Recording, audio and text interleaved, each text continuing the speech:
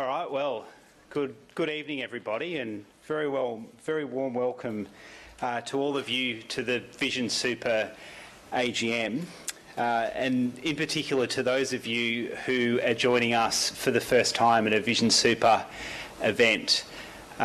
This is actually the first annual general meeting that we've ever held at Vision Super, so we hope that this is going to be the start of a new approach of how we engage with you, our members, into the years ahead. So we're going to take you through a few presentations in the first part of this evening around how your fund is travelling and has been performing, and then there'll be an opportunity for you to ask whatever questions you like without any restriction at all, and we encourage you to be as probing and as inquisitive as you'd like to be in any aspect as to how we manage your money on your behalf at Vision Super. My name is Jeff Lake. I'm the chair of the Vision Super board, and it's my privilege to be here today as the chair of one of Australia's oldest industry funds. We never forget that it's your money and that it's your fund, and we who are involved in Vision, either as directors on the board or senior management or indeed staff who work at Vision, we are only here with the privilege of making decisions on your behalf and on your trust, and we take that obligation very seriously indeed. I'd like to acknowledge my fellow directors who are here today, to Lisa Darmanin, our Deputy Chair, Peter Wilson, Rob Spence, Graham Sherry, Joanne Dawson, Casey Nunn, Peter Gebert and Di Smith. We are a board of 9 and it's great to have all of the board in attendance today. I'd also like to acknowledge our key executive management team. First of all, our CEO, closest to me on my left, Stephen Rowe, Michael Wish, our Chief Investment Officer, who is interstate tonight, but Sean Brereton, our Deputy CIO, is filling in for Michael. Noel Kelleher, who's at the end of the table before you, is our Chief Financial Officer and also our Company Secretary. And Sean Ellis, who has organised much of today and has managed to keep himself off the stage, but I'm going to single him out now, is our General Manager of Strategy and Growth. We also have many other employees of Vision Super here tonight who are also available if any of your questions are such that we struggle to answer on the stage. They may pop up in interesting places in the audience or along the side, and they'll do their best and our best to answer any questions that you have. I'm going to take you through some of the key developments this year from a board perspective. Then I'm going to hand over to Stephen as CEO, who's going to take you through in more detail how Vision Super has performed against our strategy over the last 12 months in particular. Now, we believe that our values at Vision Super are what set us apart from other super funds, and we are very much a values-based super fund. At the core is a belief that we are partners with you, our members, in achieving the best possible outcomes for you in retirement. We're committed to face-to-face service, to talking to you in person, like we are tonight.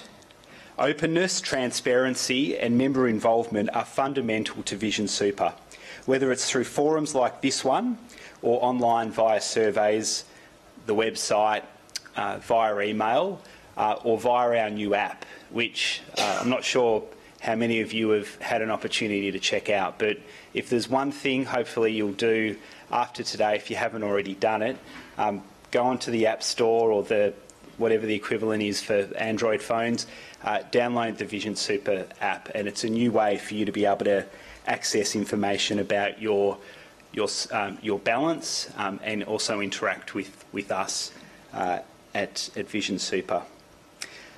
One of the issues that usually gets discussed at AGMs is remuneration.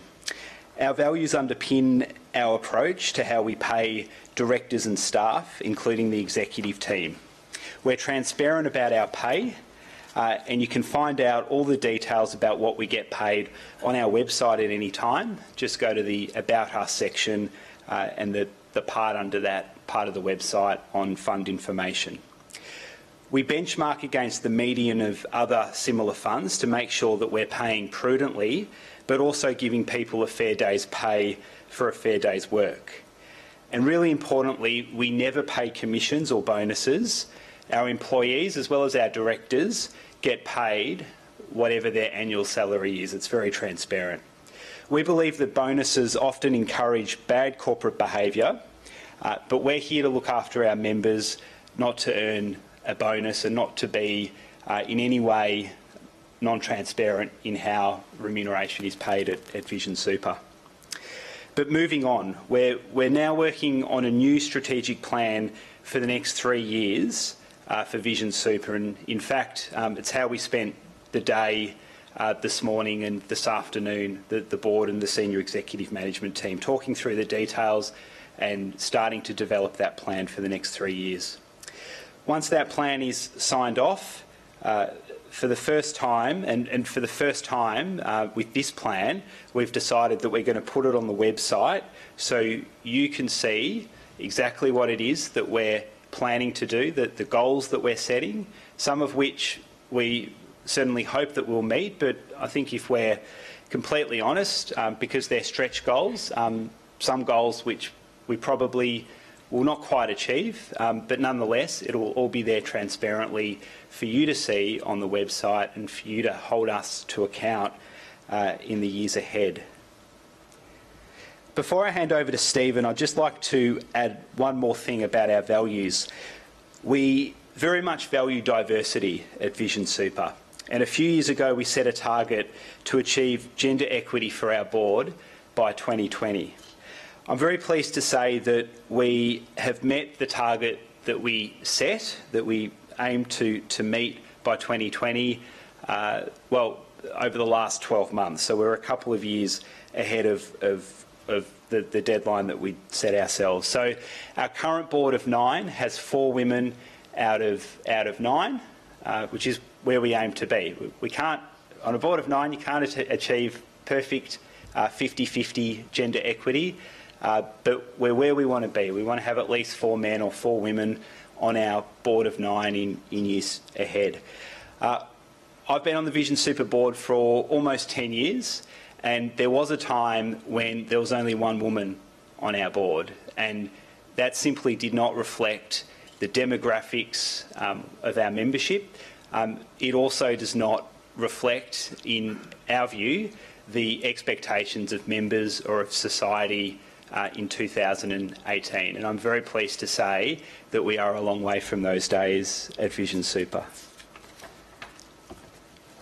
Anyone who is interested in super, and given all of you have made the decision to come here tonight or to be tuning in via webcam, and we're very pleased to have people sitting at home also participating in today's proceedings. So we assume this applies to all of you being interested in your super and in the superannuation industry generally. I'm sure you've all been following the news around the Banking Royal Commission, which has been making headlines for all the wrong reasons across the course of this year.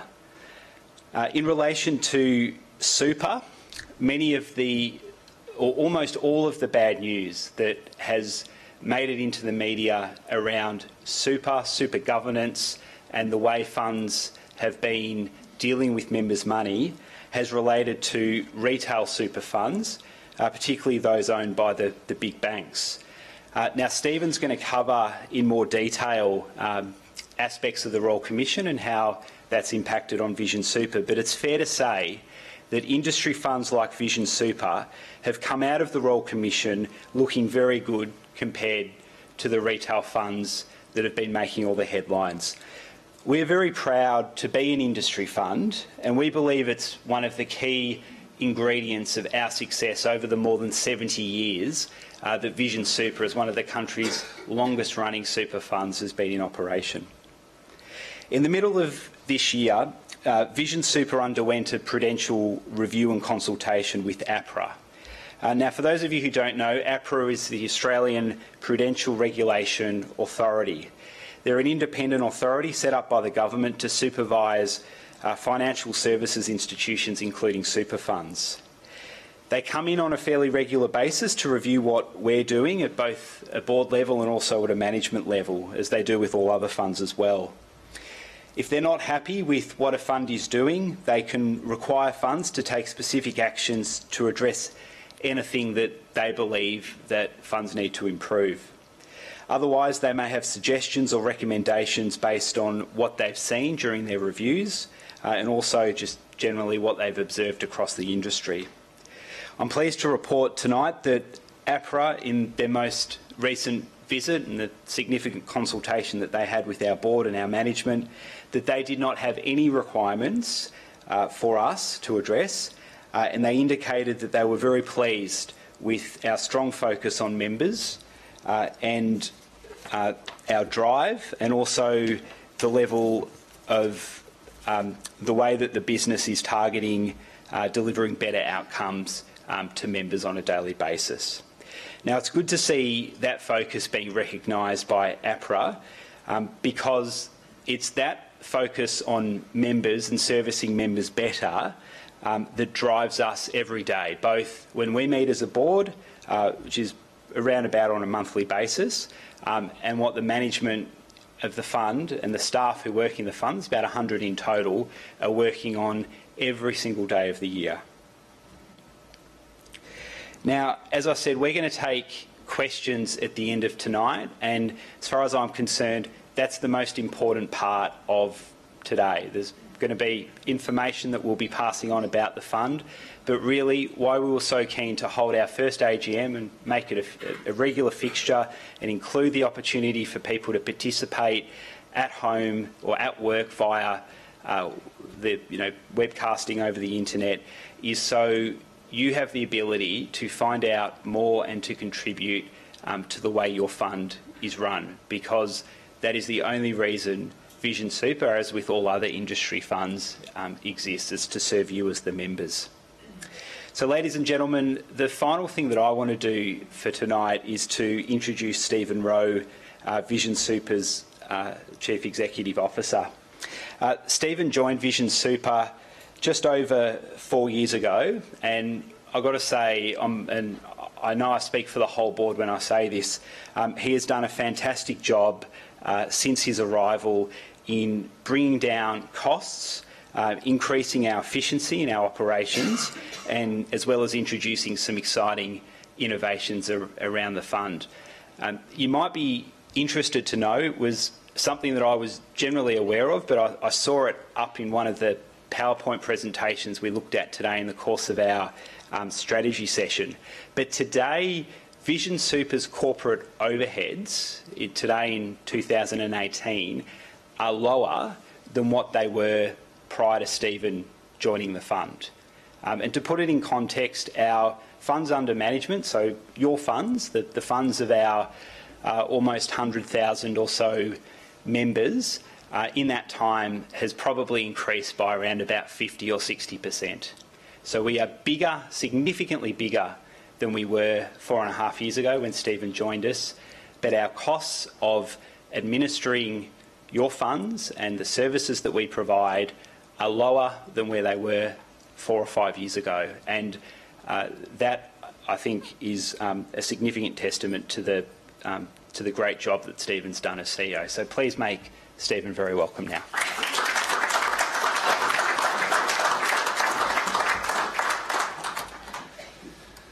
Thanks very much, Jeff, and thanks very much everybody for coming out tonight, and for those people on the web. Not on the web, but watching on the web. Just make sure I get this right. That was a very big build-up. Thanks very much, Jeff. I'll try and do that some justice with a bit more detail around how we are going operationally. It is sort of 4.5 years now since I started with Vision. It's been an interesting 4.5 years. When I arrived, we'd spent a fair bit of time as a board, as a management group, trying to tease through a merger with another fund, some 2.5 years, I think, and that didn't work out as well as the board would have liked. The Vision Super board signed up for the merger, but the other board didn't. So we wasted a fair bit of time and energy. So the board asked me to go back to the fundamentals, go back to basics, and go right through the operation, understand our costs, understand our priorities, look at staffing, look at the investment structure, and essentially do a root and branch review of the organisation. And I was charged with that task by the full board, and in particular by Peter Wilson, who was the chair at the time.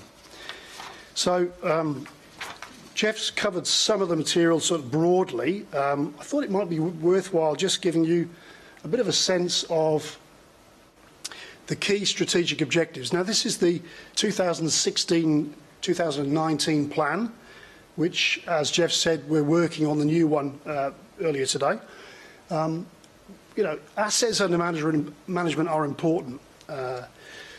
We're competing with funds with, $100 billion, $40 billion, $20 billion, $6 billion, 5, 2, 1, all sorts of amounts of funds. So we're sitting in the sort of mid to low 20s in terms of the pecking order of funds size. We always want more. The goal was to get to $10 billion in this reporting period. We hit 9.85 in October. The markets went down a bit, so we're back down to 9.65 at the end of the end of June. So we sort of got very close to that 10 billion mark. Super's relatively simple. It's about, from my perspective anyway, strong risk-adjusted returns at a reasonable price.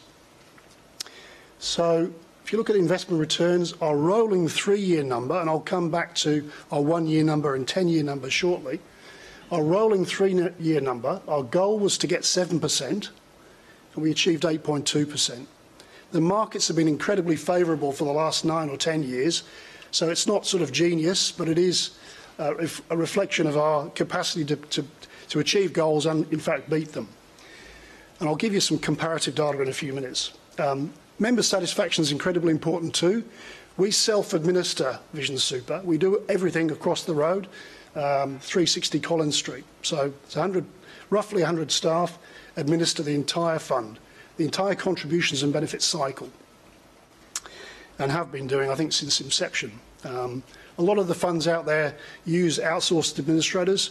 The board's clearly of the view that the best type of administration is self-administration, which is a bit different. But we think it works well. We set ourselves some member growth targets 2.5 years ago. We haven't achieved those. It is a struggle. I'll come back to some facts and figures on the growth we've achieved in some of our newer products, but local government employment hasn't been growing, so we haven't achieved what we'd hoped to achieve. But we did grow just 0.5% over that 2.5 years. So we're holding our own. And the system growth is negative at the moment when you look at the entire super system. Retirement division growth has been really quite spectacular. We set ourselves a goal of 50% growth. We got to 42.8, so that was a nice achievement. Employer satisfaction, obviously very important too, so we track that. And we've achieved our goal there too, so really quite pleasing. I'll come back to operating expense ratios and investment expense ratios in a few minutes. But as Jeff said, we're one of the lowest operators when it comes to expenses in the marketplace, comparing really favourably with every fund out there. And I'll come back to that in a couple of minutes. Conscious that we want to get to questions, so I'll run through these slides relatively quickly. Mentioned earlier, we were trying to get to 10 billion. We got to 9.6. Won't dwell on that one. We drive a lot of that growth through member contributions, salary sacrifice contributions, co-contributions, and also membership growth. But we're very close to achieving that target. We've still got 7 months to go. So provided the markets are reasonably friendly, we expect to get to that target. I mentioned contributions. There's a bit of a picture of the contributions growth since 2013. We were sort of running at just under $400 million in member contributions. That figure reached just over 600 million in the last financial year. So pretty nice growth. Remember, voluntary growth is really pleasing because that's a demonstration of trust, but all the other types of growth are good too. But overall, really strong growth across that period. It's about risk-adjusted returns. 1 year numbers were really strong. We're a top 10 fund, default fund, sitting there quite nicely in the top 10. But 1 year numbers are great, but it's the longer term that we're most focused on. So this slide, I won't race through this one quite as quickly, shows you the 1 year number. Again, I'll try and do the pointer. The red dot is the top quartile figure, and the blue dot is the median return figure. So as you can see, we're up there in the top quartile for 1 year, absolutely for 3 years, right on it for 5 years, just below it in 7 years. So this is top quartile performance. If you're taking incredible risks, you can get yourself to number 1, number 2, number 3, if the markets are, if the cycle's good and the markets are good. But we're really happy to be in that top quartile bracket to get that sort of risk-adjusted return. Over 10 years, not as good. We were sitting on just sort of on or below the median. We had a pretty tough global financial crisis. We had quite a large private equity program, which was, frankly, was underperforming. It was very illiquid, and we couldn't get out of it. So it really did hurt performance over that 10-year period. But as you can see, there's been quite nice improvement ever since. And a lot of that coincided with the arrival of Michael Vish, the Chief Investment Officer, and the team that he's put on in the last 3 or 4 years. So that's the balanced growth number. That's the main plan. International equity, just quickly, we won International Equity Fund of the Year this year, according to Super Ratings. I'm not a big believer in awards, but if it's not too bad to win one. Often you pay for awards in the super industry. You join a ratings agency and you end up getting awards. We don't put in for awards. This award was given to us even though we don't pay a rainmaker. So we think it's a really legitimate award to get. That was awarded last week. It was in the papers today. Over 3 years, in fact, over every period, you can see above, absolutely in the top quartile for that particular option. Now, that's not the case with all the options, and I'll come to those in a minute. So this is a bit of a picture for the last year for some of the other options. Plainly, you were rewarded for taking risk. The growthier the assets you're invested in, property, shares, international shares, the better your return. International Aussie equities were sitting there at 13.44%. Cash was 1.83%. Conservative was 5.77%, and so on. So as I said, you were rewarded for taking risk. Globally, governments have ploughed a lot of money into economies. Yields have been really compressed for now 7 or 8, 9 years. And that yield compression really does hurt those defensive asset classes and those defensive options. It does appear that the cycle is now turning and that bond rates and cash rates will start kicking up. It's certainly happening in America. And we expect over time that will filter through to other economies, all things being equal. Okay. Jeff talked about the organisation being cost-conscious. We certainly are cost-conscious, but where we need to spend money on capital items that we think are going to improve members' experience or improve returns, we certainly do it. But there was quite a big program in the early years to understand our costs and pull costs out where we could.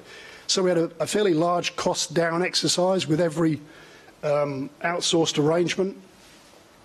We renegotiated just about every contract we had if we had the power to do it.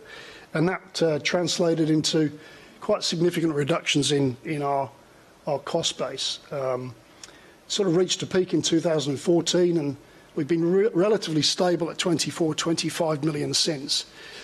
That will kick up a little bit in this next financial year, in the order of about $1.5 million. But as Jeff said, we haven't quite doubled funds, but we've got pretty close to that. So quite efficient, really, I think, if I say so myself.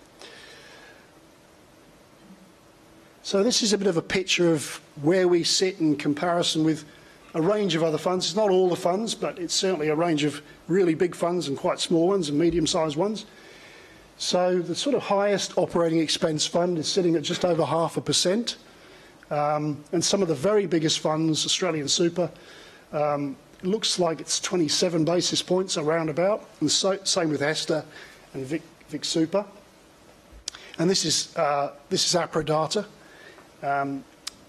And we were sitting at 24.5 basis points. UniSuper is the best in the market, just under 15 basis points. I think they're managing 500,000 members, so they get some really nice economies of scale.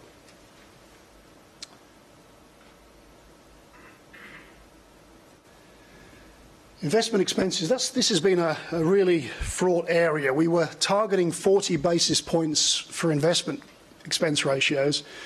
We got very close. We took the ratio down from 88 basis points down to 60 in 2016, so we're making really nice progress. And then the government and ASIC changed the rules on us and forced us to disclose fees that are really embedded in the fund managers. We engage fund managers to produce returns for us, and we get a net return from them. Some of those managers in the property sector or infrastructure sector have significant embedded costs.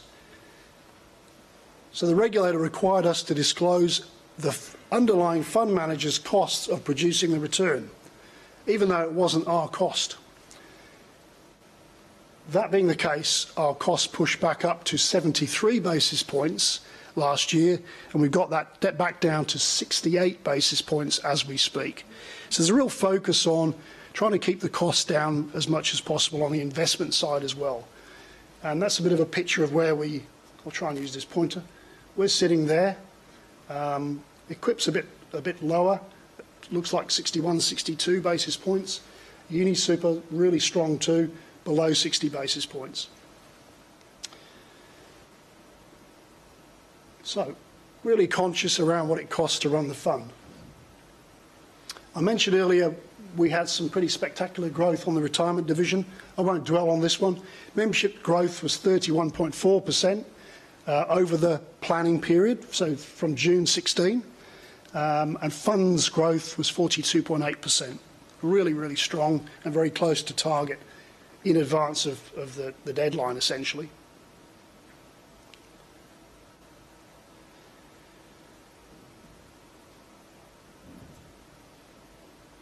Okay, member satisfaction. Really important to us that people trust us, are getting good information from us, feel good about their experience with us. So we do track a number of dimensions around satisfaction. The vast bulk of them are 4s and 5s out of 5, so that the rating's really, really strong. Trust factors sitting around about 84% of members really do trust Vision Super. We offer insurances at Vision Super, as you may well know. We don't pay all the insurance claims that are made, so some of those members don't trust us because we don't pay them, even though from our perspective they're not entitled to the benefit. So we do see some impact on our trust factor when it comes to insurances. I'll come back to insurance later. Ease of use of website, that number's a bit lower. We're doing some work on that, and as Jeff mentioned, we've just introduced a new app which essentially replicates the website. And as soon as you've got a password, you can get on there with 4 digits and transact with us in many different ways. So as Jeff said, we do recommend you have a look at that.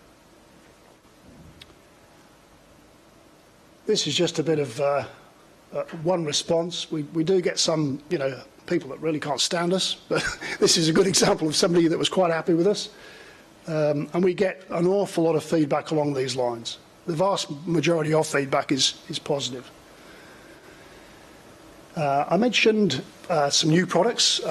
We introduced Vision Super Personal, and we've got a low carbon, a really low carbon sustainable product, which is just sold online. The growth has really been spectacular. It's 123% growth. We've now got 7,500 members in that plan. Some 3,000 new members have joined in the last 18 months. So really strong growth there. It's good. It's a good job because local government membership, as I said a bit earlier, is not growing at all. We introduced that product because there's quite a few disruptors in the market. You've probably seen a fair bit of advertising about fossil fuel-free funds and cruelty-free super and spaceship super and the like. Good Super. We think we're quite good. Good Super charges 1.76% to be in their product. I haven't got the return numbers, but they're not spectacular. And our equivalent fund is charging 0.5%. So quite a big difference. So we literally open up these products to compete with these new so-called disruptors. As I said, members join online. You can join in 90 seconds. And we advertise using relatively cost-effective digital means. So if you see an advert from Vision Super, you'll know why. You're getting one when you're online.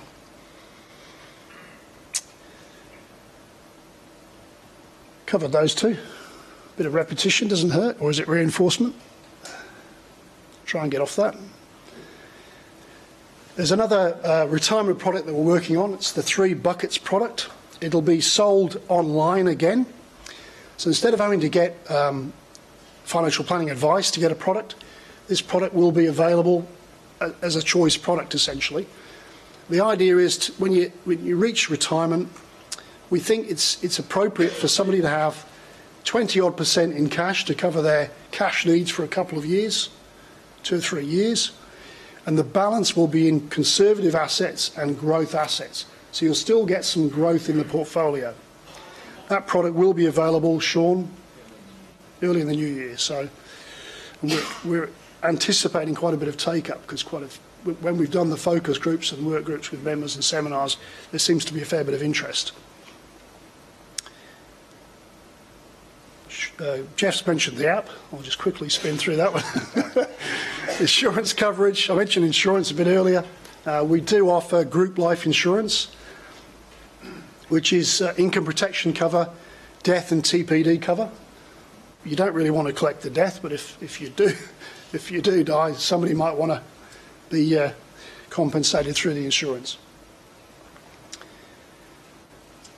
So this is a bit of a picture of the premiums paid and the benefits paid. So if you take the group life, which is death and TPD, we paid out some $11 million across from 2011 onwards, and we collected just a bit less than 10 million in premiums. So we were on the right side of the ledger there. On the income protection side, it was a different story. Almost 10 million in premiums and only, well, not only, but $5.7 million paid out in benefits.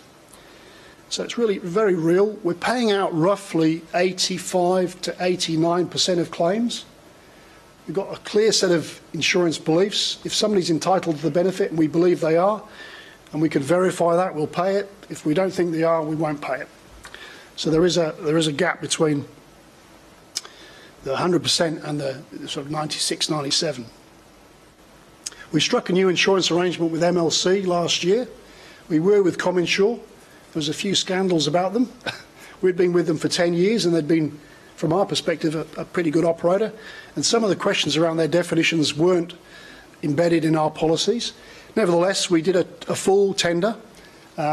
We went out to the market and we had responses from 6 of the major insurers, and MLC won the tender. I might add that the insurance premiums haven't gone up now for 4.5 years, and we've got another 1.5 years before that contract expires. Some funds have seen 300% increases in the premiums, so quite a different experience. this is a bit of a picture of the types of claims we get. It's one of the most depressing parts of the job. I assess every claim. I'm the delegate, so essentially sign off on the claims. On the accepted claims, any claim that we think is a decline goes to a committee of the board, which thoroughly reviews the evidence and the claims being made. But this is a bit of a picture of the types of claims we get, sort of things you would expect. But it is quite depressing, the number of cancer cases we get coming through the system. I jumped ahead of this one. So that was the MLC insurance policy that we've just struck. Part of the policy was to offer us best doctors. So if you've got a medical condition, any medical condition at all, and you're worried about the diagnosis, you can get a second opinion from one of the best doctors in the world. It's entirely free of cost. It's completely confidential. You don't have to use that service to make a claim. It really is absolutely up to you. And we think it adds some value. We've seen a few members, it's early days, but we've seen a few members use that service. So, Jeff mentioned the Royal Commission. This was one of the busiest 4 or 5 months of my working life. We like, I think, 50-odd other funds, were in receipt of a request to provide a voluntary submission back in February this year. When you see a Royal Commission, they say voluntary, you read that compulsory. So that's how I treated it. So we put in a submission explaining what we do as an organisation and what we charge and our bona fides. The submission ran to 70-odd pages. We sent it up to the Commission. We were hoping that was the last we'd hear from them. A couple of months later, we, like many, many other funds, received a notice to produce material, which is, we're trying to reflect on the slide there. We produced 3,000 documents in respect of 13 notices to produce. Now, these documents went to board papers, expenses, salaries, insurance claims, you name it, they got the information. They literally took our database and hoovered it all up. Some 12,000 pages, I think we presented all up. We were asked to provide submissions, but we weren't called to the Royal Commission. So I'm not saying that's because they've endorsed everything we've done at Vision Super, but they certainly didn't call us to give evidence. And we've seen a fair bit of press and TV coverage on some of the bank's responses to the Royal Commission. The CEOs and the chairman are up there at the moment. I think Ken Henry was there yesterday. Some of the scandals coming out of the banks are pretty horrendous. So we think it's something of an endorsement that they've literally seen our entire cupboard of documents and came back with no further questions. But never say never, the Royal Commission is still on. So, but we'd like to think it is an endorsement of our governance and operations. And I can honestly say to you that there was very little they didn't get from Vision Super. So if there was something to find, they had expert data analysts, dozens and dozens of really smart lawyers, and we didn't get called. I was very pleased, as were the board. So I've rattled through that relatively quickly. We'll come back to questions later. I want to introduce you now to Joe Dawson. Joe is the chair of the Investment Committee and an independent director, and been with us now for 4 years. Over to you, Joe.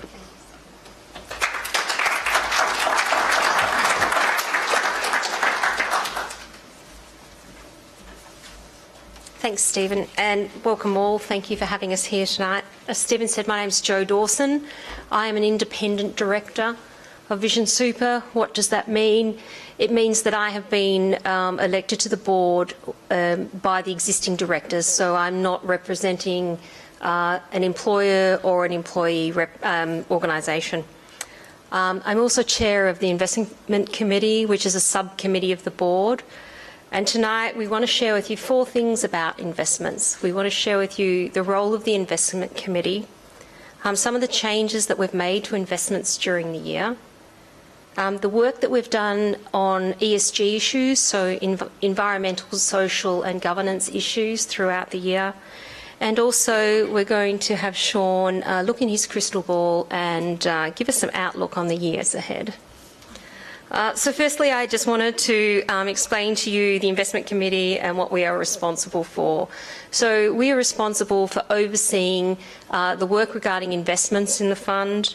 The board's still responsible for setting the strategy and the business decisions, but other matters regarding investments are delegated to the Investment Committee, which is a subset of the board, and the Investment Committee is sitting in the front row today.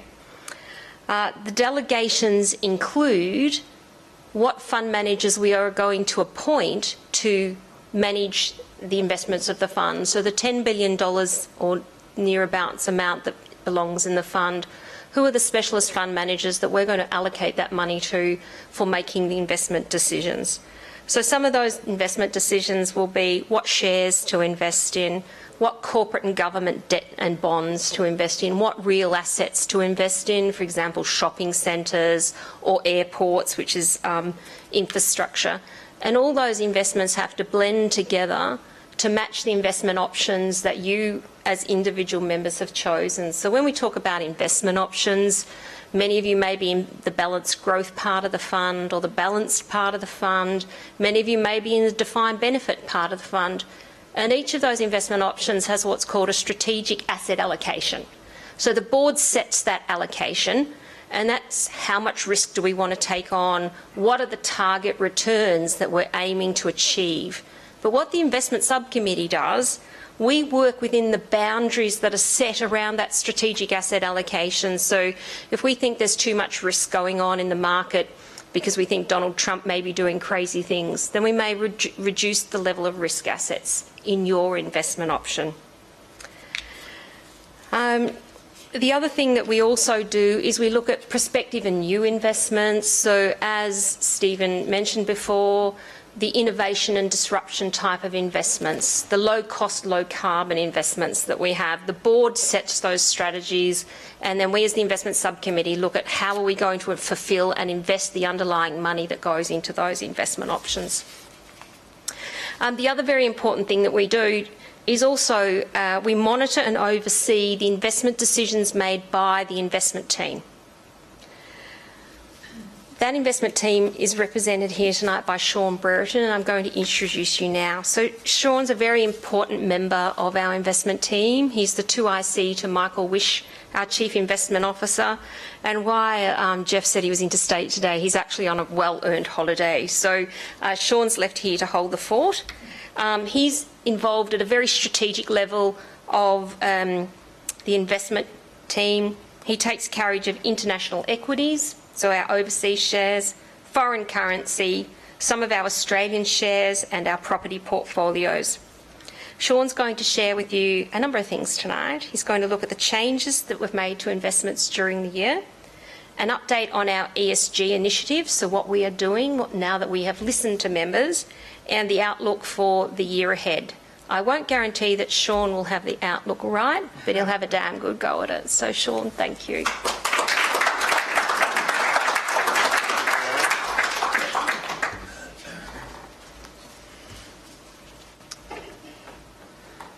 Cheers, thank you, Jo. As Jo said, I'm Sean Brereton, Investment Manager. I can guarantee I won't have the outlook right, but no one does, so I'm not alone there. In terms of the changes during the year, I think Stephen touched on, we've introduced a new investment option, the Innovation and Disruption option. In terms of the detail of that option, that's really looking at companies that are really disrupting existing industries. They're quite punchy. It's all shares, so it's all offshore companies. This is investing in things like Amazon, Tesla. It is quite concentrated, it's quite punchy, but it's also quite elegant. So for people that have got the right risk tolerance, it's really quite an interesting way of investing.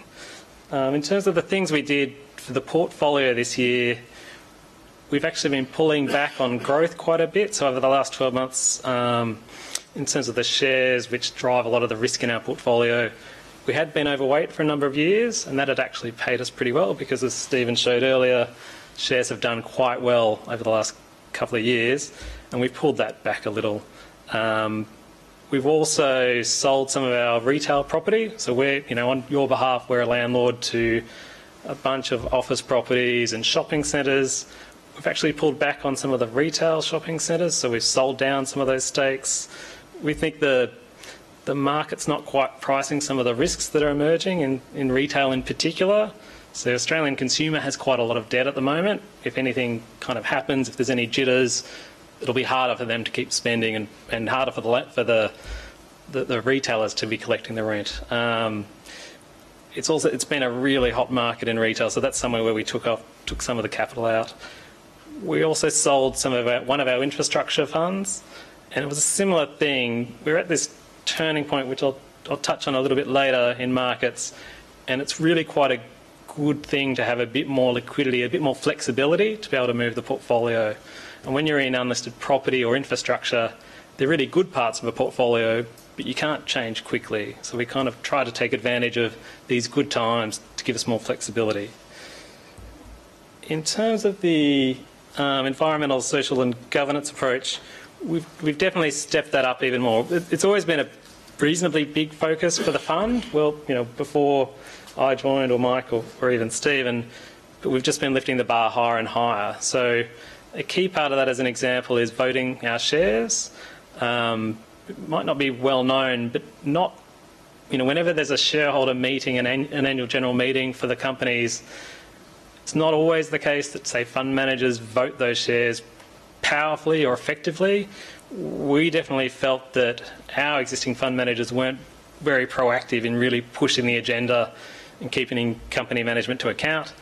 So now that's fully internalised. So, we have an external advisor, but we're voting all of the resolutions to all of the meetings where your funds are invested. We've generally stepped up making sure environmental, social and governance risks are incorporated in the portfolios. And so there's an independent agency, it's actually a UN-founded agency, the Principles for Responsible Investment, and they've rated us recently and they've given us the highest mark. They've given us an A+ rating. Other funds in the market, range between A+ as well, or a little bit worse, but we're quite proud of that. We've also joined an initiative they're running at the moment, which is focused on getting better tax transparency from the companies. So we really think, companies should pay their fair share of tax. The first step of doing that is actually getting the information from companies, because there's lots of different ways to report how you earn and how you get taxed. And there's just not the data at the moment, particularly for big multinationals. There's been recent headlines because we put out a press release talking about some new divestments that the board has approved. As I said, our general approach to managing environmental, social and governance risk is actually to vote our shares, to engage with companies, to try and seek change that way. That said, where some areas where voting doesn't work or engagement doesn't work, the board has a framework to assess if there's an issue where there's financial risk, or if there's also areas which don't align with the values of the fund. An issue can go through the framework, and the board can determine to exit out of an area of investment. So for a few years we've had an exclusion on controversial weapons. So this is companies that manufacture components for landmines and cluster munitions, things like that. And just recently the board has selected 3 more activities.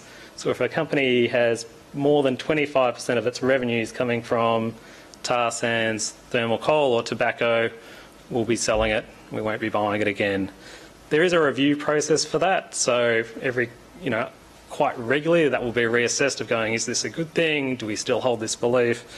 But it's actually quite an interesting change, and I think, as Jeff touched on, it's listening to what our members have been saying for some time. In terms of the outlook for the year ahead, it is always very hard predicting investment markets. It is quite a crystal ball. And I'm quite conscious, I genuinely believe that superannuation is a long-term investment. So particularly if you're taking more risk, there is a relationship between risk and return. The more risk you take, the better return you get. But you genuinely only get that if you're patient and you can live through the ups and downs for share markets. That said, as I touched on earlier, we're quite late in the cycle, which is veering into jargon, so I'm sorry about that. But, economies generally go through a cycle where they grow, there's a bit of a misstep somehow, there's a recession, there's recovery, and then they grow, and you just keep going. There's cycles.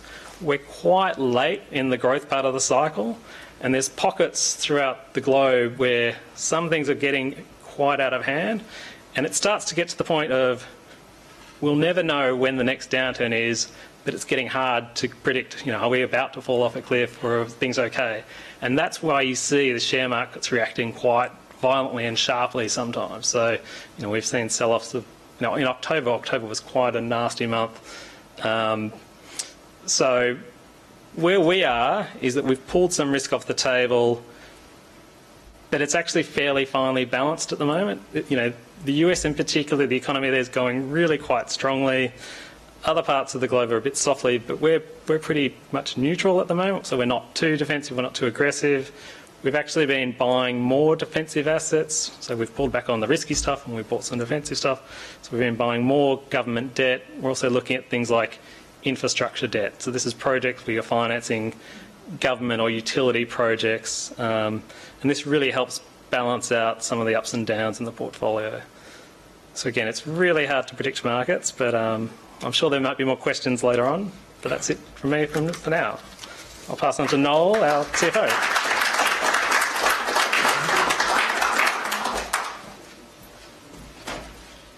Thanks, Sean. It's my job tonight to talk the sexy stuff, being the financial statements and the audit process. So I'm sure you're all excited by that. And I will keep it really, really short. Importantly for us, we're a not-for-profit fund or profit-to-member fund. So everything that we do is actually about the members. And when we're doing our financial statements and we have our audits done, that's one of the things that we are looking at is everything okay from a member's perspective. We are actually highly scrutinised, so we have internal audit, we have external audit, and as Jeff has mentioned, we've had an APRA prudential review and consultation this year, and we've also had the Royal Commission looking at our stuff as well. From an external audit perspective, it's really an intensive process. I suppose internal audit is happening throughout the whole year. External audit comes in at the back end of the financial year, so leading up to 30 June, and then they come in after 30 June to finish their audit, and they look across all of our systems. They look at our administration, they look at our general ledger for accounting purposes, they look at the investment side of things, they look at whether we are complying with the superannuation legislation, they look at whether we're reporting correctly to APRA, and they also look at whether we are doing the right thing as far as our AFSL licence or the financial planning licence that we have for our members, etc. And you'll be pleased to know that we got a tick for everything in terms of our external audit. So we have an unqualified audit report for all of our entities from a financial statement perspective for 30 June 18. We're unqualified as far as our superannuation compliance is concerned, unqualified as far as our audit reporting is concerned, and unqualified for our AFSL compliance. So we have got nice green ticks for everything that we needed to have an external audit sign off on, and this certainly means I can sleep at night, and hopefully that means that everybody else can sleep at night as well. So on that note, I'm going to open up for questions.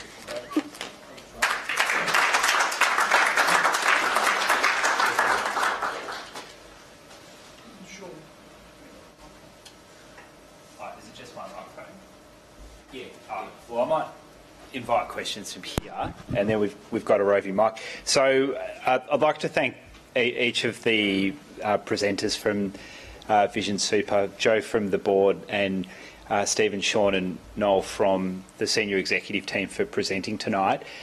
It's now over to you, the members, and also to those watching over the webcast. I think, is there the ability to ask questions? You've got a few questions prior, Jeff, so I have a number of questions. Oh, okay, that's good. And also, is there, there's no ability to ask online? Okay, all right. Well, if you find my email address, I've got my phone in my pocket, you can send me an email. My email is publicly available, so you can find that. Let's open up to people in the room. Is there any questions that anyone would like to pose to one of our panellists or any of our other staff who are here tonight? Yeah, up the back. So we'll bring the microphone up to you, and we'll rely on the microphone because that means that people watching at home will be able to hear the question as well. So. Oh, okay. You can hear me? Yep, great. Only just, so you just might need to speak up. Investment question. Oh, that's better, yep. And I'm a little confused. When you just, in the presentation there, referred to quotas on particular shareholdings such as cigarettes or coal tar, thermal coal, is that across every portfolio, or is that in the socially sustainable or whatever, the sustainable portfolios? Yeah, it applies across the whole portfolio. So if you're in the balanced growth, for instance, option, that means that your portfolio will have that filter placed across it. That's right. Thank you. All right, thank you. Okay, other questions? Yes, Sean, if you just come down here and behind the pillar, thank you. I'm in the balanced pension area. I was a little surprised how high the investment fee is. Have you got any comment about that? I mean, I understand it's external charge, but it seemed pretty high to me. Or I got a bit of a shock, actually. I didn't realise, maybe I haven't looked properly other years, but is there, is that likely to continue to increase, or? Okay, thank you for that question. I might ask, I think Stephen might be the best placed to respond to that. Is it best if Stephen comes to the lectern, Sean? Whatever's easiest. Thanks, Jeff. Oh, yeah. We're very slick at Vision. Sorry, it's having such a frugal CEO. He'd probably save $50 on the second microphone. Thanks for the question. Obviously, it's a factor of investment fees are a factor of balance to some extent. And you've seen our numbers. Is this working? Yes. Yep. You've seen our numbers earlier. We're one of the lowest cost investment fees in the country. So I think it might be worthwhile doing a bit of a comparison with what you would pay with another fund to get a bit of a sense of whether you're paying too much with us. But it's clear that the comparative data suggests our fees are at the lower end of the continuum, at the bottom of the continuum. So perhaps you could catch up with one of our financial planners or myself or Sean afterwards. We'll get some more details and trying to give you that sort of comparative data.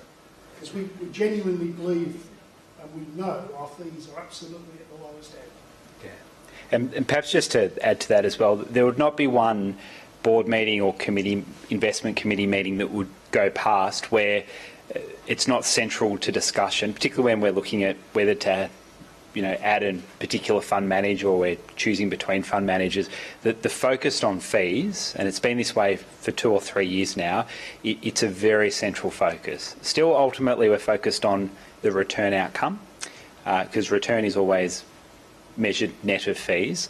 But the fee that we're incurring, that you're paying through your balance for the parcel of investments that we have in whatever option you're invested in, that's central to our consideration and decision making. We're trying to get that as low as possible, and as Stephen presented earlier, we've been quite successful relative to our peers, to other funds, in how we've managed to reduce that. Are there any other questions here yet? We got one from people watching online through Messenger. So, good. Regarding the innovation disruption option, can you talk a bit more about how you see this option performing given the challenges it's faced to date?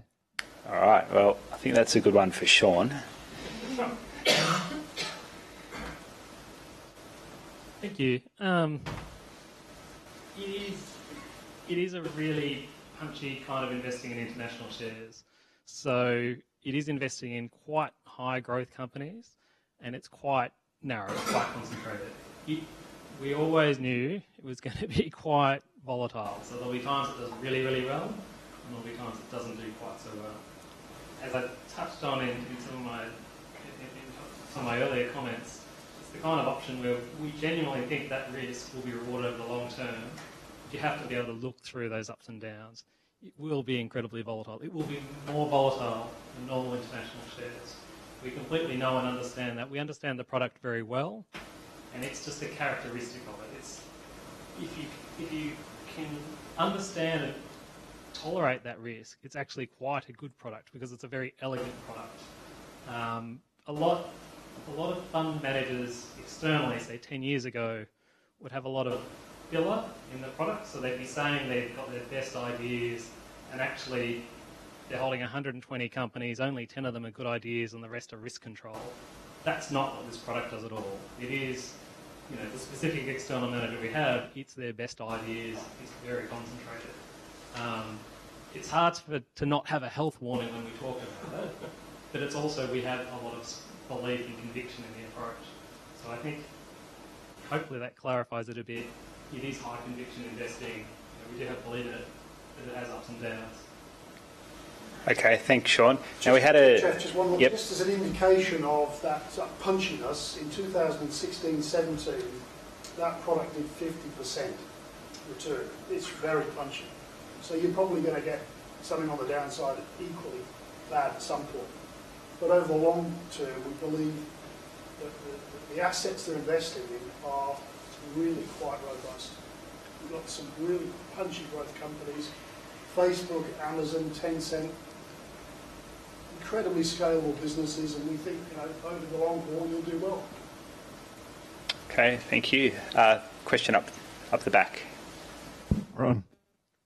James Carroll, member for 7 years. So when I moved here from Ireland 7 years ago, my first job got me with Vision Super, and I've been ever since, despite moving workplaces. So good job. I think this evening's initiative is a fantastic, transparent event to have, and I know a lot of my peers and friends, when I said I was going to my super funds AGM, were aghast and shocked and saying, "What are you doing?"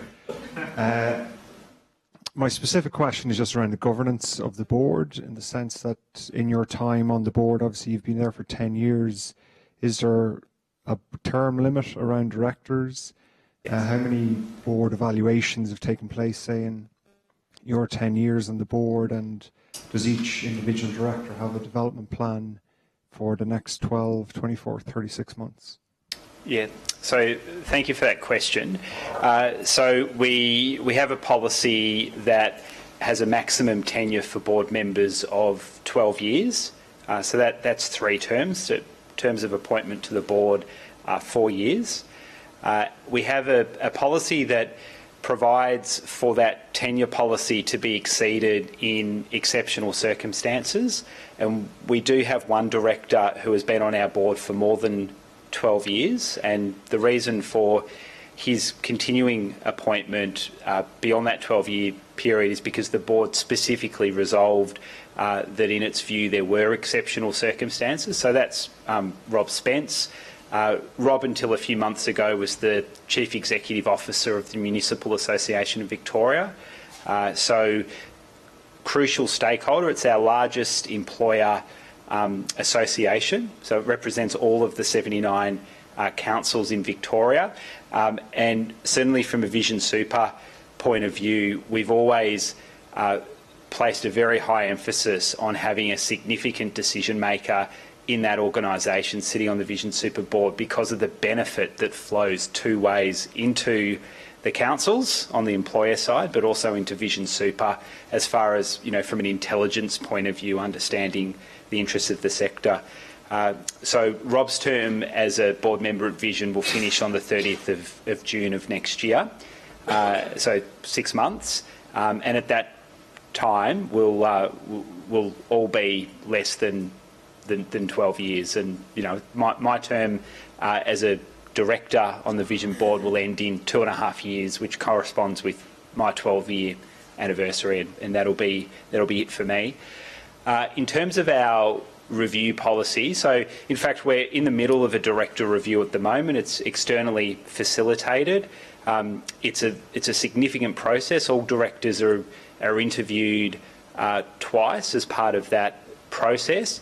All directors evaluate each other director, indicating each of our strengths and weaknesses. So it's quite a challenging process for all of us. We receive frank feedback on how we can improve the contribution that we make to the board. Our senior management team also participate in that. They're giving us feedback as well along those same lines. It's all anonymous, so we don't know who it is that's made that comment. We consider might be a tad unfair, but it's all good feedback that helps us to be a better board.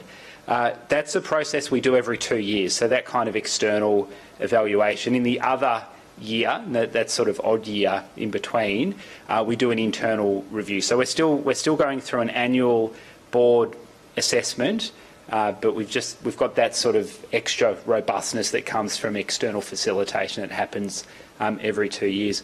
And perhaps if I can just go on from your question and just say, in the 10 years that I've been on the board, and I say this without hesitation, and it's not just because I now happen to be chairing the board, whereas I wasn't previously, but by far and away, this is the best composition of the Vision board we've ever had in my time, in my opinion. And that's not a slight on any of the former directors. We've always had very good directors at Vision Super, but I would say that the particular mix and composition and experience and range of perspectives and backgrounds is as rich and as value providing as I believe any super fund out there. And we get that because of our representative nature. Both on the employee side, we're a board that has 4 representatives who are nominated by an employee organisation. We have 4 representatives that are appointed by employer associations, by the MAV on the local government side, by the Victoria Water on the water industry side, and VECI, the Victorian Chamber of Commerce. And then we've got Jo, who, as Jo described earlier, is appointed as an independent director, was appointed 4 years ago because of her deep investment and financial industry experience. And I, without hesitation, so I think, we collectively comprise a very effective board. We work very well together. So thank you. I'll just add that apart from all that, we also do an annual fit and proper assessment of all of our directors and senior executives, and part of that is looking at whether or not they are still morally or ethically okay to still be on our board. So we do police checks, things of that nature. And when we appoint new directors, so we receive the nominations from the sponsoring bodies, but we perform our own fit and proper assessment of the individual, which is very extensive, and then we keep that on an ongoing basis. Part of that is actually looking at the what training is needed, what are the skills on our board, what are some of the gaps that we think we need to fill, what's some of the succession planning that we need to look at, whether it's chair, deputy chair, etc. So it's not just the reviews, it's the fit and proper that sits beside us, and then APRA monitors what we're doing on that side as well. Okay, yes, got another question up the back, and then one row in front.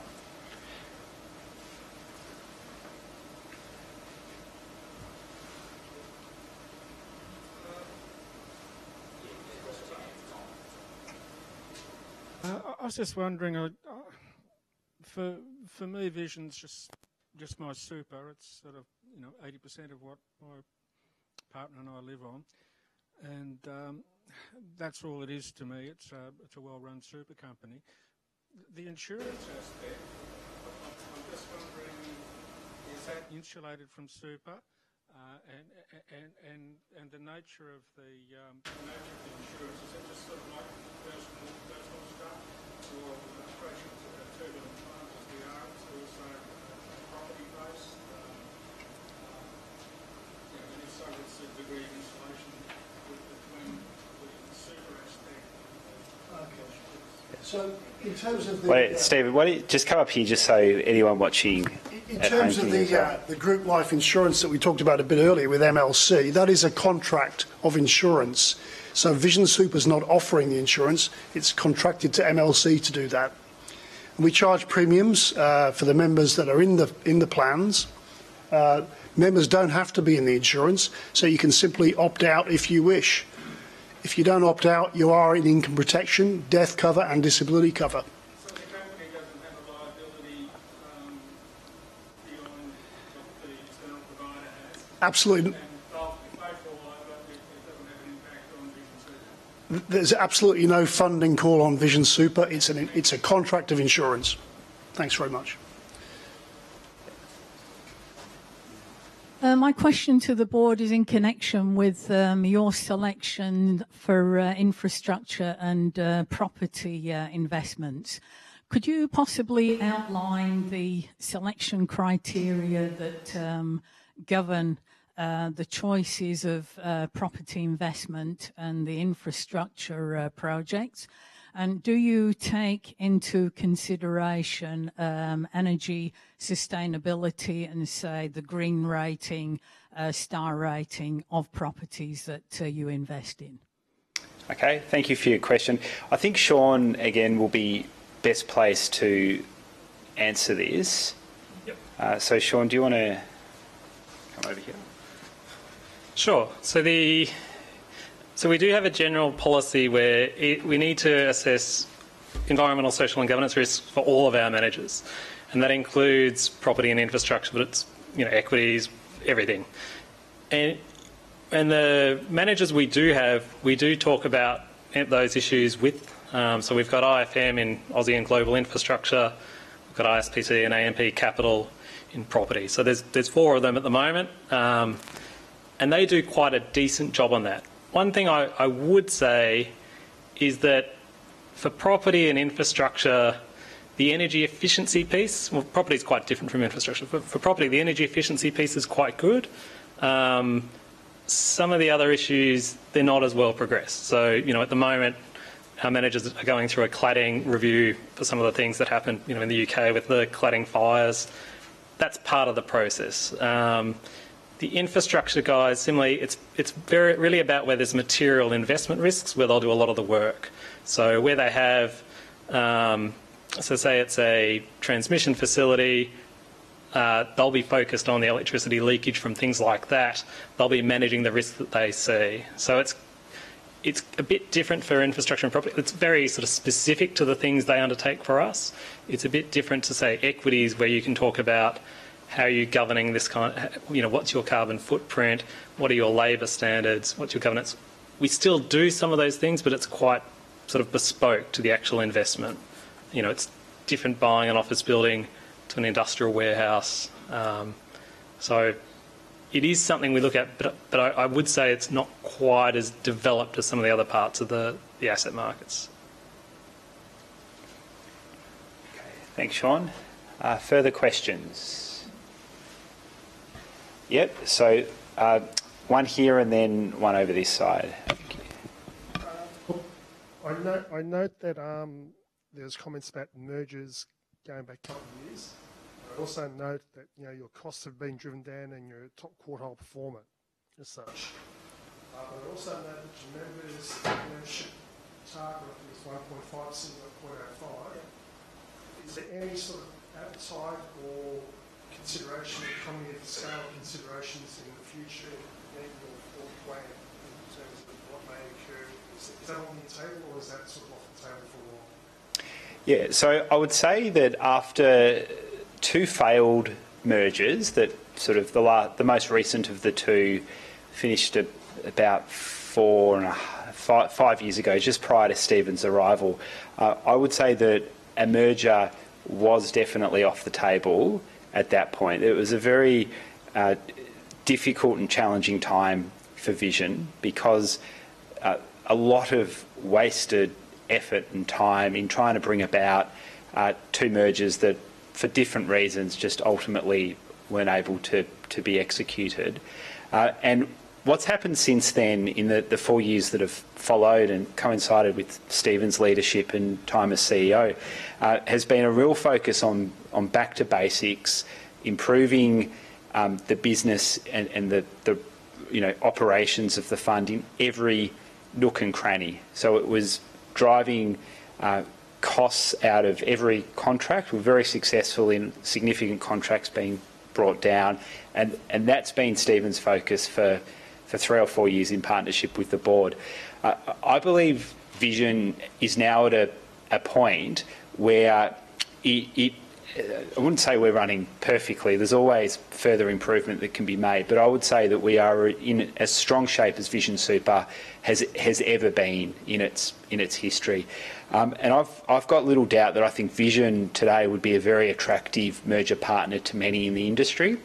And there's no secret that there are a number of funds out there, a number of industry funds, corporate funds, not-for-profit funds, who are talking about the benefits of merger, and there are some that have progressed and are progressing merger. I think it's inevitable that over the next 5 to 10 years there will be quite a bit of consolidation from the 60 or so similar funds to Vision that there are out there in the fund universe. So Vision has no immediate plans to merge, but we are open to opportunities. And our sole consideration, if we ever were to look to merge or to not merge, will simply be what is in your best interest as members. If we can do what we do today cheaper, more efficiently, and serve you better, bearing in mind that we do things different to many other funds because of our emphasis on face-to-face service, our emphasis on self-administration. So when you call us up, you speak to a real person who answers your phone call, very different to the member experience with many, if not most, of our peers. Those are all things that we prioritise very strongly. So they're the sorts of things that we would look at in approaching any question of merger. But there's no immediate plans, and there's nothing that is sort of immediately on the horizon in terms of merger. But if that changes, we will let you know as soon as something appears to be in members' best interests and is worth looking at. Thanks. Now there was a question on this side of the room. This goes to the question of how you vote your shares or holdings at meetings. And I was wondering if, in interest of transparency, that you have thought about making those positions known, particularly where you're voting in a way which is not rubber stamping what the company is trying to get through. Yeah. Well, we're very transparent in this area. So every vote that we vote at a corporate AGM or any stock that we vote is on our website, I think almost instantaneously, isn't it? So if you're interested, go to the Vision Super website. You can see exactly how we vote, and we're a conscientious participator in those matters. We believe on your behalf, we're a responsible owner of capital, so we support our companies that we own stock in on your behalf to adopt good corporate governance policies that are going to maximise shareholder value, but are also going to be good corporate citizens that can treat their staff ethically. We engage the services of some proxy advisors and corporate governance experts. So one example is ACSI, which is an organisation out there that holds corporate boards to account on behalf of a number of superannuation funds that are members of that organisation. We're one of those. There's an international organisation that we subscribe to as well and receive their services. So it's in recognition. We've got an investment team of about 10 people. So we simply don't have the resources, particularly when you consider not just in Australia, own most of the companies listed on the ASX through one fund holding or another. But when you consider the global universe of companies, we simply don't have the internal staff to be monitoring every company on a daily basis. So that's why we efficiently aggregate using some of these advisory services. But we make it clear that where there's judgment to be exercised, or where we're uncomfortable, we sometimes will differ from the judgment that's exercised by those proxy advisors. But we're making all of our decisions on how to vote stock based on how we believe, members' best interests and your views line up on those sorts of questions. We see it as an important part, but not the only part of what we do each day on the investment side. Thank you. Was there a question up the back? No. Is there another question in the room? What about, Sean, do you want to give us another one of the... Answer the ones online, Jeff. Okay. How our fees compare, how our operating expenses compare to other funds, the performance and cost in the balance pension, prediction of earnings, which I think Sean did his best to cover. So I think we covered the ones that we got online. Okay. Well, it's 10 to 8. We had down on our running sheet that we'd run through until 8 o'clock, but we certainly don't need to do that. So I'll just check one further time if there's any other questions. Yep, we've got another question just here. Thank you. Thanks, Jeff. Earlier this year, there were some media reports about hundreds of thousands of dollars of members' money flowing into the bank account of a trade union. Yeah. Can you tell us how individual members benefited from that, please? Yeah, was that in relation to Vision Super? Right. Okay, so I'll tell you what has happened historically, and then I'll tell you what happens now. So historically, and when I say historically, we're talking 2 years up until the 30th of June 2017. Vision Super had a sponsorship and promotion agreement with the Australian Services Union, which is our biggest union that represents members in our two industries, two historical industries, local government and water. And that was where Vision Super contracted with the ASU to pay them around about $100,000 each year in exchange for important services that they provided to us. So they provided distribution and access arrangements for us to be able to get out and speak to their members. So into just about every council, workplace, depot site, similar for the water industry. And that association and that relationship that we've had with the ASU has been a critical part of the way that we've been able to grow Vision Super throughout its history, but it's becoming increasingly difficult, in recent years, because we now have choice in superannuation, where, as you would all know probably, because you're all diligent, active, interested people in how your super is managed, you could choose tomorrow, unless you're a little bit different for defined benefit members, but for everyone who's in the accumulation side of Vision Super, you could choose tomorrow to go off to another fund.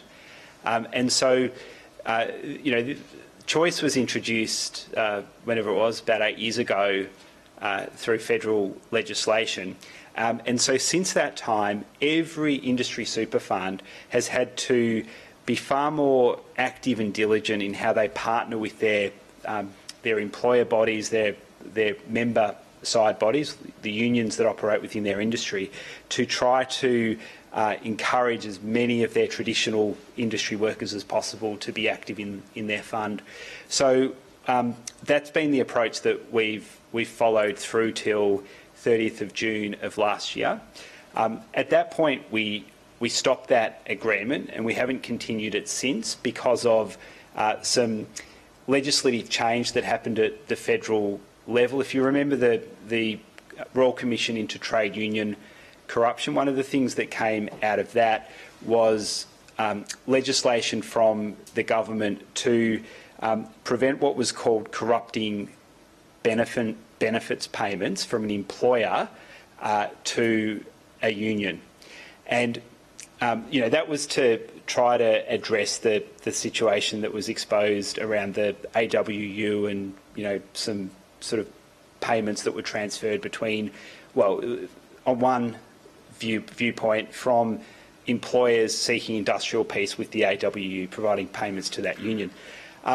Unwittingly, and certainly in a totally different context, that's impacted us at Vision, or at least we thought it did a year ago, because, whilst there's no suggestion from anyone that there's any, corrupting benefit association here, but because the ASU cover the Vision Super staff who are members of a union, they negotiate the EBA for Vision, the 100 Vision Super staff. There's a view that we're captured by that legislation, so it has an impact of potentially prohibiting that kind of a payment between Vision and the ASU. So that's the only reason that was stopped 18 months ago. We've since had some further legal advice that questions whether that's actually the case, and we're currently working through that process at the moment. But what I can say to you is that both that arrangement a year and a half ago when it was in place, going back 2 years, as well as if it's ever recommenced in the future, that is only done from a Vision Super perspective because of the benefits that association and that access and that promotion that we get in terms of being able to grow the fund and be able to penetrate as much as we possibly can our two key industries of local government and water in Victoria. And it's that partnership with the ASU that's been so significant for placing Vision Super where it is today. So that's where we are on that. But this is all completely transparent. Any payment that Vision Super makes to any of its employer or member side associations is all transparently included in our annual report on our website. There are some payments, some sponsorship payments that Vision makes to some of our employer organisations too, so like sponsorship of conferences and those sorts of things. All the same as what many other funds do, but it's all there on our website for people to see and transparently so. Thanks. Another question? Thanks. I'm glad to see it's ended for now. But I noticed in the 2017 report there was an actual page entitled Industry Sponsorship that was not in 2018. Does that mean that all sponsorships have ceased? I'm just going to look to Stephen on that. It certainly means in financial year 2017-2018, there's been no sponsorship from Vision Super to the ASU at all. That is correct. Correct? Yep. On the employer side, I suspect there has been... Has there been some sponsorship payments? Sure. Yes, so Jeff, there has been. The Yeah. decision to remove that page from the annual report was taken because more than half of those sponsorship arrangements ceased because of the corrupting benefit legislation that Jeff was talking about. So it was a page that would have listed 3 sponsors.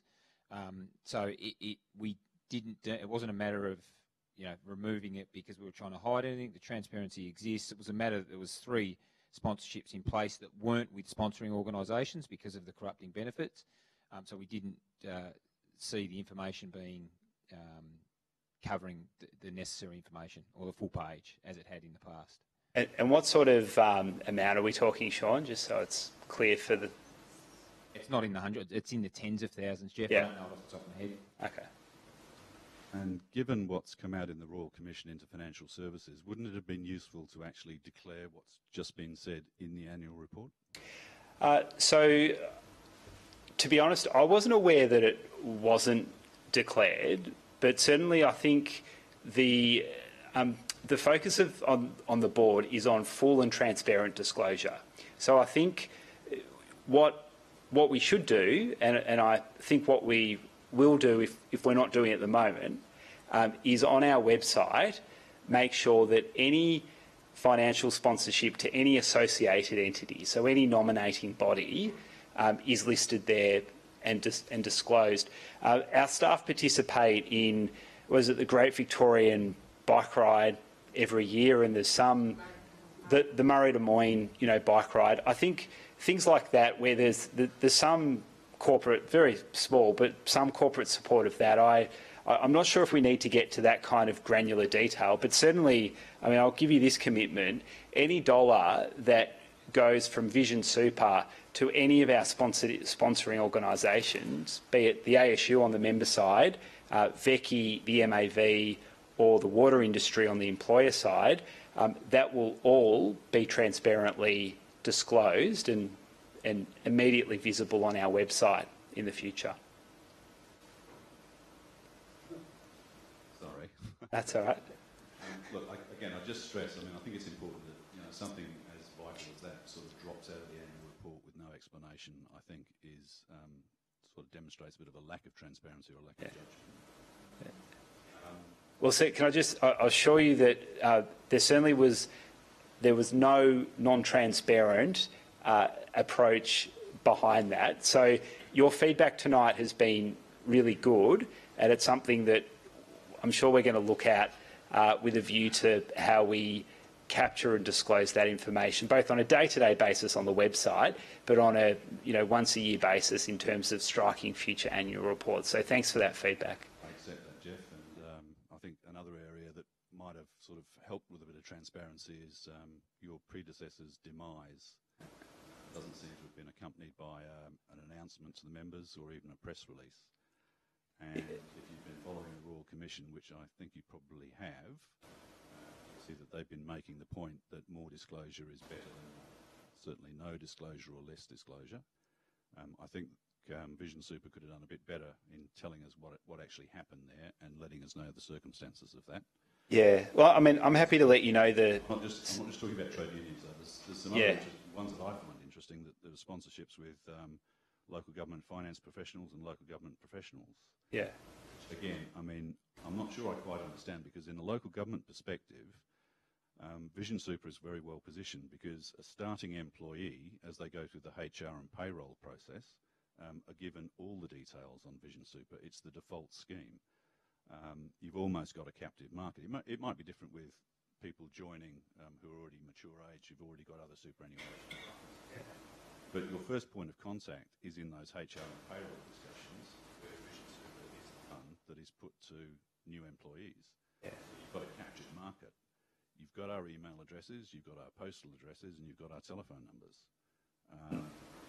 So, I mean, these sponsorships do worry me a bit in terms of governance. Yeah, I mean, if I could just assure you, on the sponsorship side, these are scrutinised and carefully considered by management and the board as to whether or not they offer really good value for money for Vision. And when it's good value for money, it's do they assist us to promote and grow our fund? Because ultimately, the more members we have in our fund, the more funds we have under management, the lower our per member costs and the more in your retirement balances. So that's all we're coming at from that perspective. I think the sponsorship to FinPro, which is a group of senior finance managers across councils that have a conference once a year with a couple of hundred people there. I think it's about $5,000 or $10,000. I think from memory. That's important for us because it gives us it gives us a space at that conference. We can often speak at it. We engage with people who, on the employer side, are making decisions around how, Vision Super is treated. And whilst I wish we did have a captive market, and once we did, before choice legislation, was introduced, we now have a situation where generally, in most councils, less than 50% of council employees are actually a member of Vision Super. So if you get a group of 10 of them together, the chances are about 5 of them will be Vision Super members. The other 5 will be members of other funds, often retail funds, where they'll be paying 1.5% more in fees each year than what they'd be paying with an industry fund. So that's where we're coming at from there. But I do accept the premise of your question, which is that, and I'm from a local government background, and I face it in the council that I'm from as well, when we make decisions around what sort of causes we support. This is an area where we as trustees making these decisions around your board table have to be very clear that there is member benefit in making those kinds of allocations. I agree with you that we need to be transparent in those decisions in terms of making that information available. And it's good that we've got forums like this where you can ask us questions around how we justify that expenditure, because I just think that's a really fundamental part of the whole trustee model. You mentioned my predecessor, Brian Parkinson. I think it's worth just addressing that quickly.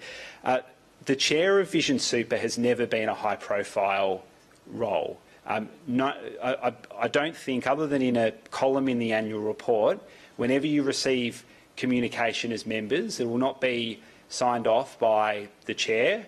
It'll be typically Stephen or one of our member-focused, senior managers. We believe that chairs and directors at Vision, whilst hopefully working really hard and diligently, as I believe we all do, our job is quietly behind the scenes, working as trustees in a position of fiduciary responsibility on your behalf, holding our management team to account. So we deliberately adopt a low profile. Brian Parkinson was the chair of Vision and a board member of Vision until I think it was May of this year. It was April or May. It was when I became chair. And there were circumstances that had nothing to do with Vision Super or his performance at Vision Super or the ethics or role that he pursued at Vision Super that resulted in his nominating body, the ASU, changing its view about how they wanted to be represented on the Vision board. So that was a matter between Brian and the ASU as his nominating body, and it wasn't a matter that sort of concerned or had anything to do with Brian's role at Vision Super. So, if you like, that illustrated, I think, effectively of how we see us operating as the board. We're there at your pleasure, as members, as the sponsoring bodies that appoint us to the board. We do our best. We make the decisions based on the information that our talented management team put before us, but we do that not in the limelight, other than perhaps on nights like tonight and in a column in the annual report. We want the people who you see and you recognise with your fund to be Stephen, his management team, and the staff that you deal with whenever you call up Vision Super on any matters. All right, are there any other burning questions? Because I think we're a bit past 8 o'clock now. Sorry if there's not. Can I just thank everyone a lot for coming along? As I said, this is the first AGM that we've done. I think it's gone really well. I hope we see many of you back again next year when we do it all again. We also run lots of member forums throughout the year. I know some of you come along to those as well. We want to do more of this. We want more input from you into the decisions that we make as a fund. So to the degree that you're willing to keep contributing, whether it's here by your physical presence, on the end of a computer watching the webcast, or sending ideas through via email, text message through the app, please do that. We value it so highly. So thank you very much, everybody, for coming along tonight.